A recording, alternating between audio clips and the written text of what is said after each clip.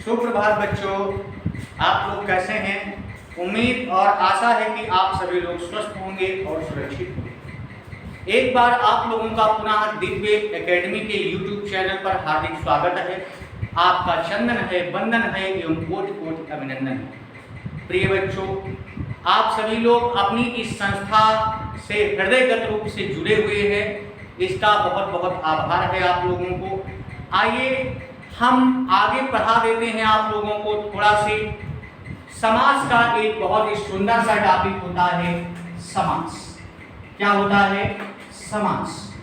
ये समास शब्द जो है ये सम उपसर्ग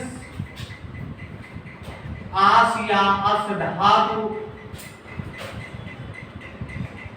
और घन प्रत्यय को मिलाकर के बनाया गया है। किस प्रत्यय को? तो सम उपसर्ग हो गया आपका, आस धातु हो गया और घन प्रत्यय आप लोगों का हो गया।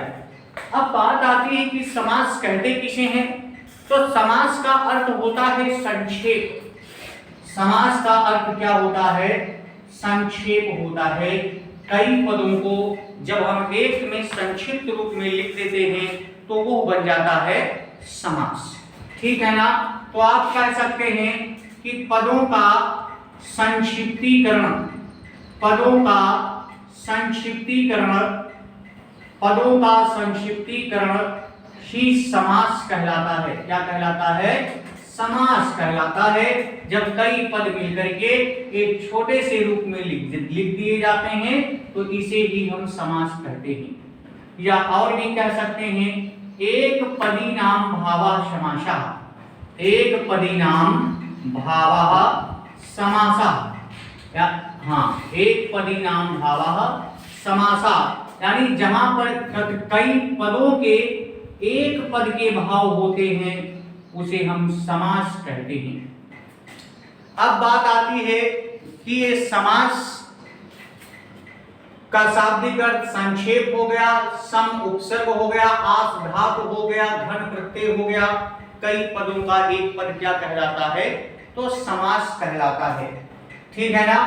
समास में जो पद आपको दिया जाता है तो दिए गए पद को सामासिक पद कहते हैं। क्या कहते हैं? सामासिक पद कहते हैं, या इसी को हम समस्त पद कहते हैं। समस्त पद कहते हैं। और जब इन्हीं समस्त पदों को हम क्या कर देते हैं?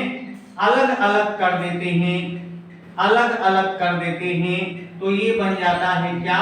समास विग्रह बन जाता है। क्या बन जाता है? समास विग्रह बन जाता है। क्या बन जाता है? तो समास विग्रह बन जाता है ये।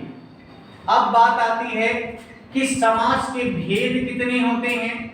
तो समास के भेद 6 माने गए हैं। कितने माने गए हैं? हिंदी में 6 माने गए हैं और संस्कृत में मुख्यतः समास के भेद कितने माने गए हैं? तो 4 माने गए हैं संस्कृत के अनुसार मुख्य भेद। अब ये जो हिंदी में 6 भेद आते हैं ये कौन कौन से होते हैं? पहला है आपका अव्ययी भाव समास, दूसरा है आपका द्वंद्व समास, तीसरा है आपका तत्पुरुष समास और चौथा है आपका बहुव्रीहि समास। कौन सा समास है? बहुव्रीहि समास है। ठीक है ना? पांचवा है आपका कर्मधारय समास और छठा है आपका द्विगु समास। ये समास के 6 भेद माने जाते हैं।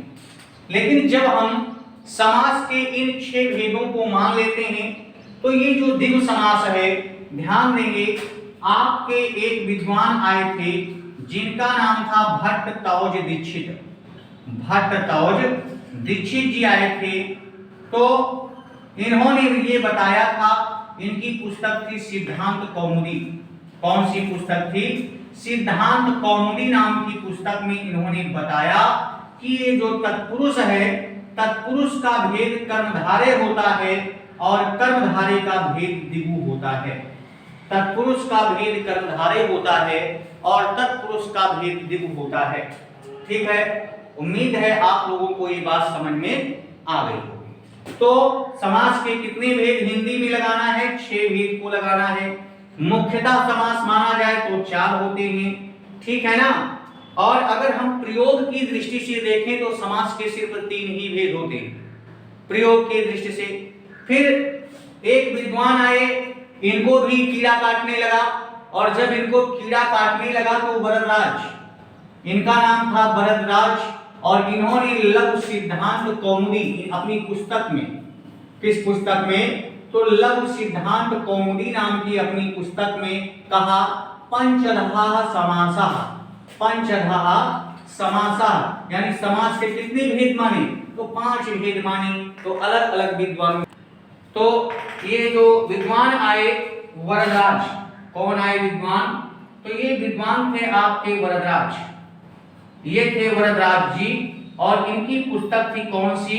लघु सिद्धांत कौमुदी। लघु सिद्धांत कौमुदी पुस्तक में इन्होंने कहा, क्या कहा है? पंचधा समासा, पंचधा समासा, यानी कि समास के कितने भेद होते हैं? तो 5 माने हैं। लेकिन आपको किसी भी प्रक्रिया में अगर हिंदी में आता है समास, तो समास के 6 भेद को ही मान करके चलना है, और यही उत्तर आपका सही माना जाता है, ठीक है ना? ठीक है, आप लोगों के समझ में उम्मीद है कि ये वीडियो आ गई होगी। इसके आगे की चर्चा हम अगले वीडियो में करेंगे। तब तक के लिए जय हिंद, जय भारत।